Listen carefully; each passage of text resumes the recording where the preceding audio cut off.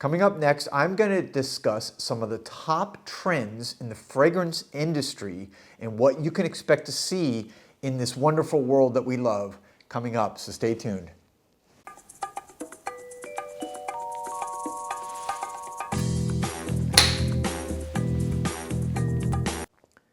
Welcome back, everybody, to Joel the Nose, and today I am doing a topic on, or a video on, the trends going forward in 2021 here in the fragrance industry and things that I think we can all expect to see more of based on some research that I've been doing and trying to find out like what is coming up over the next year or so in the fragrance industry. And first of all, let me kind of go over a couple things that I found that is very interesting. A Israeli firm has looked at basically the online chatter from perfume blogs to, for example, online reviews to everything regarding perfume categories. So they scrub the web, the internet, and they find out anything regarding perfume talk, and they see what are the trends. And what they found is, I think, very interesting coming up.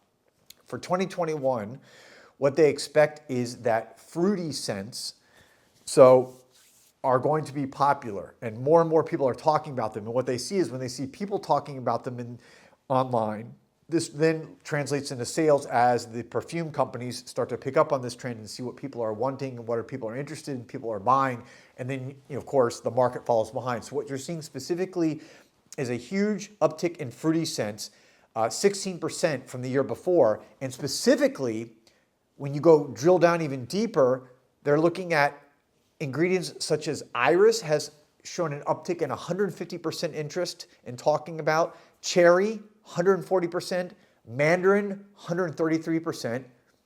So those specific fruity notes are getting a lot of interest by people right now, and you're going to probably see more fragrances coming out with those, or fragrances that already have them but highlighting those notes, and that's one of the things they've talked about. By contrast, for example, herbal and citrus smells declined from the year before. As far as they're seeing down 53% talk about citrus smells, orange is down 40%, lavender 31%, jasmine down 28%. So what you're seeing is some of those trends going down in the fragrance interest or in the fragrance world, and the other ones going up. Another huge trend, and this is one you've probably already seen because it's happening all across, all kinds of, almost every single market, whether it be fragrance, cosmetics, anything, and that is sustainability. People are talking and wanting and finding a lot more interest in fragrances that are, quote, sustainable. So what does that mean? A couple things. A, companies that are using sustainable growth, sustainable farms where the natural ingredients, whether it be oud or whether it be amber or whether it be cedar, they're not just tearing down forests, right? And this is really popular among the Generation Z or the younger, kind of the younger generation. They find these things much more important than older generations. So fragrance companies are having to follow these trends, obviously, and learn because those are where their customer bases are going. So sustainability, not just in the sourcing of the materials, but also it's very important in the sourcing, the sourcing of the packaging. So you're going to see trends of maybe not so big of boxes and elaborate presentations by companies because their customers don't want all that waste. I've already seen it, say, for example, with a company like Andrea Mack from Iceland. I just bought a fragrance from her. It's called Excellence, and it actually comes in, rather than a box like they used to, because I've bought fragrances from her before, they come in beautiful boxes. Now it comes in like it looks like an envelope. It looks like a silver envelope. So it has a less of an environmental footprint. So I think you're going to see, again, according to the research and the data from these firms, sustainability is going to be huge. What else? I guess a couple other trends also is you're going to see that the self-care and wellness. So people are looking more for things like CBD. I think you've already seen a big trend in kind of cannabis fragrances. I've seen a lot more of those popping up. So you're going to see more of those that kind of promote health and wellness as people are looking more into that. And And therefore, they're going to be looking at ingredients, again, that have those elements like CBD, ginger, basil, turmeric, ginseng. And I have noticed that there's a kind of trend of that going on.